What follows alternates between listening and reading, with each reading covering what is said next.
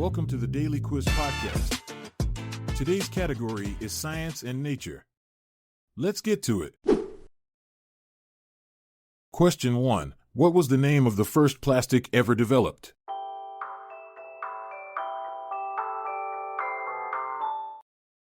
The answer is Bakelite.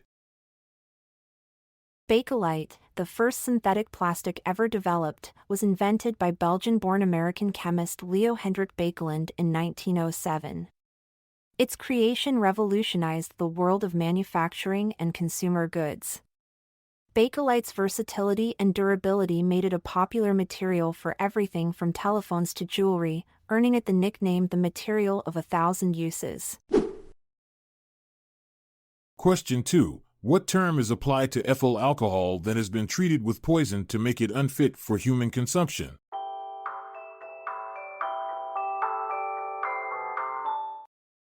The answer is denatured. Did you know that denatured alcohol was once used as a secret ingredient in some beauty products?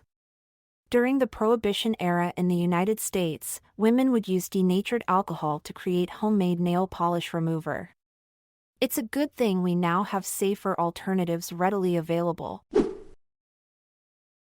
Question 3. The maximum lifespan of a certain species has been documented to be over 200 years in exceptional cases. The average lifespan of this large colorful fish, however, is 25 to 35 years.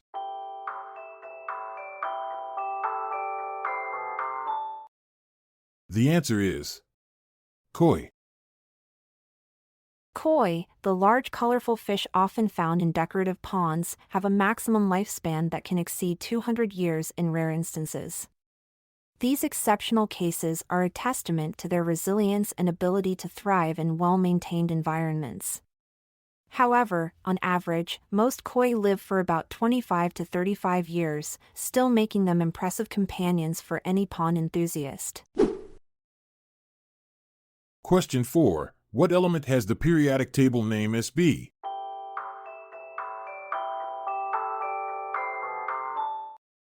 The answer is antimony. Antimony, symbolized as Sb on the periodic table, has a fascinating historical connection. In ancient times, it was used to create kohl eyeliner by Egyptians and other civilizations. This cosmetic was not only used for beauty purposes but also believed to protect the eyes from infections and evil spirits.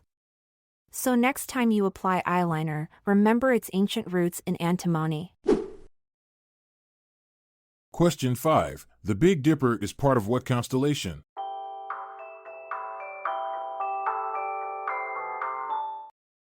The answer is Ursa Major. The Big Dipper, a well-known asterism, is part of the constellation Ursa Major.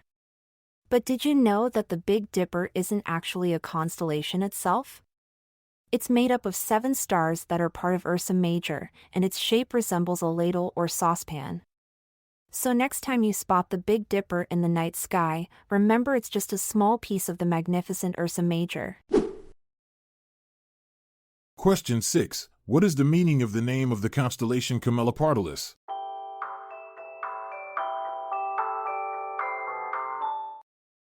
The answer is giraffe. The name of the constellation Camelopardalis, which means giraffe in Latin, is quite fitting considering its shape resembles the long neck and head of this majestic animal. Interestingly, the giraffe was not known to ancient Greeks or Romans, so when they first encountered it in Africa, they named it after a combination of a camel and a leopard. Question 7. What is a male goose called?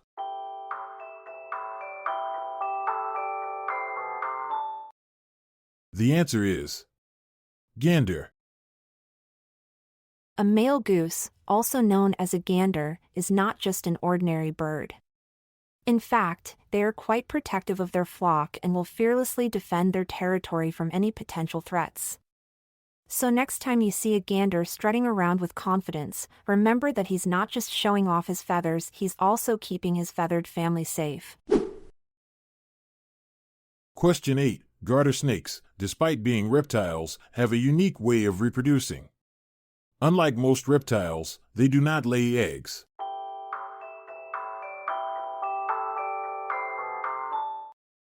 The answer is lay eggs.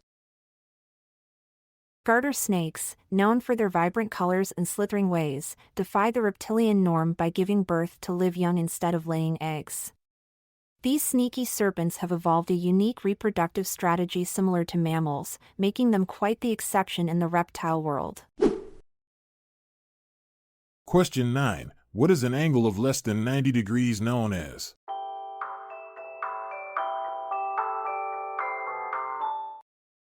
The answer is an acute angle. An acute angle is not only a mathematical term but also a clever way to describe someone who has an exceptional sense of humor. So, next time you meet someone with a sharp wit and quick comebacks, you can say they have an acute angle on comedy. Question 10. How many sides does a heptagon have?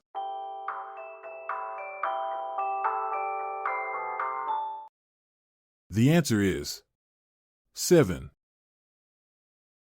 The heptagon, with its 7 sides, is not only a fascinating geometric shape but also holds cultural significance. In ancient Greece, the number 7 was considered mystical and powerful.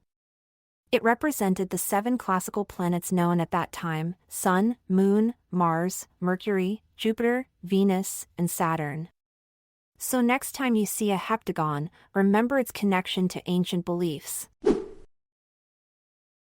Question 11. In which organ is a pulmonary disease located?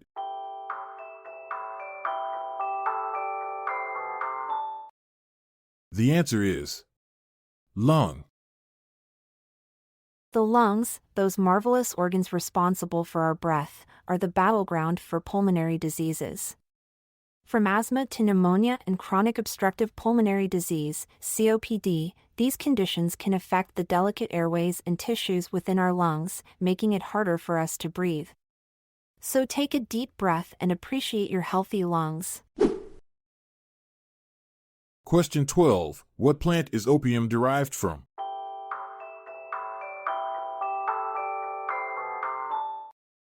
The answer is poppy.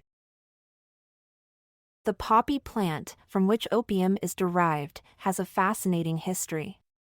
Did you know that during the 19th century, opium was commonly used as a medicine to treat various ailments? It was even marketed as a cure for everything from coughs and headaches to toothaches and insomnia. Talk about a versatile plant. Question 13. By what abbreviated term is the group of 8 industrialized nations known?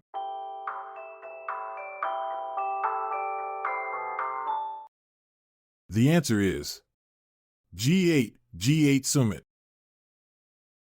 The G8, also known as the Group of 8, is an abbreviation for the annual summit of leaders from 8 of the world's most industrialized nations. However, what many people may not know is that this exclusive club was actually formed in 1975 as the G6, consisting of France, Germany, Italy, Japan, the United Kingdom, and the United States. Canada joined in 1976 and Russia became a member in 1998 to form the G8 we know today. Question 14. What are the pouched animals called?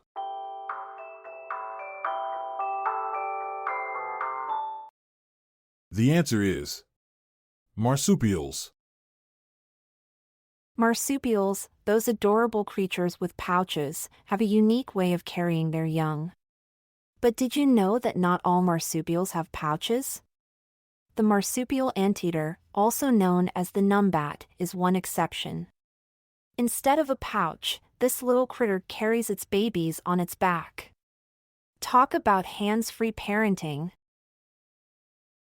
And with that, we bid adieu to the world of science and nature. Remember, knowledge is like gravity, it keeps us grounded and always reaching for new heights. I'm Montgomery Jones. And I'm Amalia Dupre. Until tomorrow, stay safe and farewell for now. This episode is produced by Classic Studios. See the show notes page for sources and credits. Check out our other podcasts in our network at classicstudios.com.